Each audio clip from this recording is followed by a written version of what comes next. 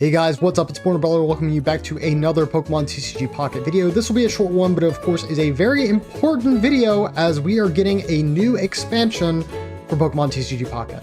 Named Mythical Island, this is going to be a new set of cards, not quite as big as Genetic Apex, but will still have a bunch of new featured cards and Pokemon, and I'll go over the description right here.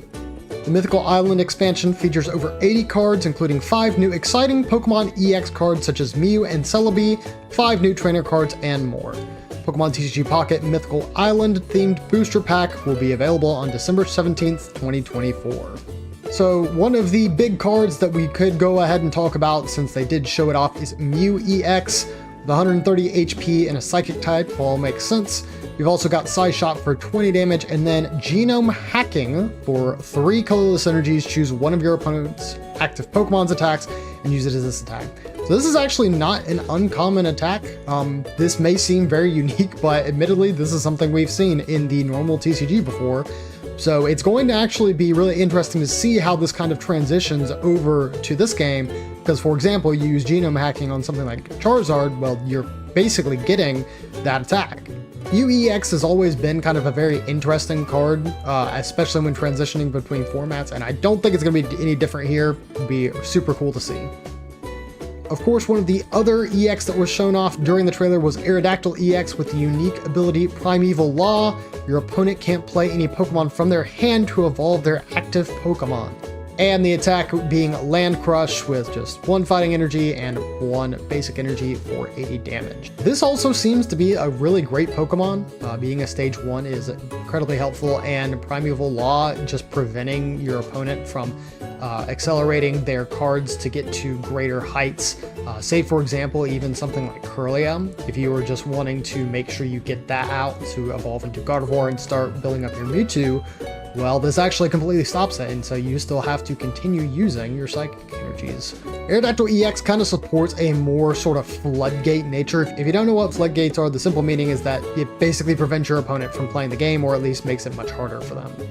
So another card that wasn't necessarily highlighted, but was definitely pretty visible, and I think for obvious reasons, was Blue, a new supporter.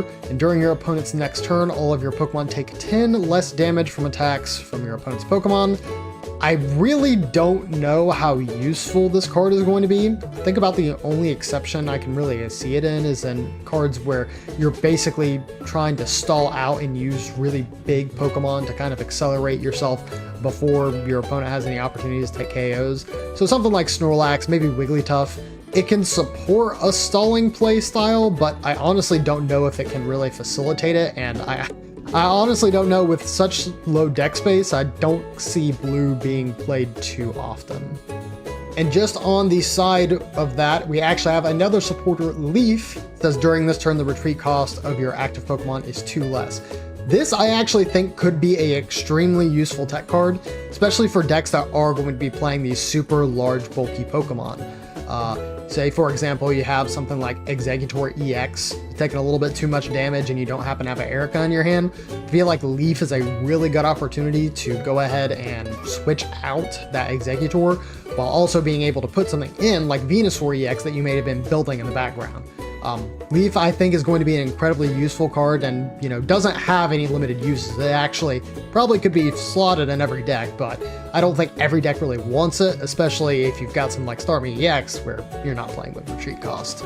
Another fancy looking card to mention, but wasn't an EX, is Marshadow. It has the attack Revenge, 1 fighting energy, 1 colorless, and the 40 plus damage is related to the effect. If any of your Pokemon were knocked out by damage from an attack during your opponent's last turn, this attack does 60 more damage. I really don't know that this will be an extremely good Pokemon. I mean, 100 damage in this current format is nothing to sneeze at, but my kind of worry is that Marshadow on its own is kind of frail. 80 HP can be KO'd by something like a stage 2 Pokemon, especially, if you're going up against Mewtwo or something else like that, like anything psychic related. So, I don't know. I don't think it's bad, but I think we'll have to kind of see it play into fighting decks, since fighting tends to be, or at least at the moment, is kind of the one deck that's really falling behind the rest just because that doesn't have any excellent supporter cards. But, hey, could see it come back just with Marshadow. And just another thing I want to throw in there is that we did see a tease for 2 rare illustration cards for DeNA and Vaporeon, both of which, you know, just even from the side view, look excellent. And of course, I'm sure there will be many more to come throughout this set. So this is pretty much where I'm going to end the video. There are some other cards that you can get a good look at, like Tauros and Magmar, but I mean, again, I think that the ones I went over here were pretty much the big hitters that I feel like most people are going to be most excited for. Hopefully you guys are also excited for Mythical Island, and of course it's great to see Pokemon Company and DeNA put in so much effort into a brand new set just 2 months after the game's pretty much released. Hopefully you guys are having a fantastic night or day wherever you may be, and I will see y'all next time. See ya!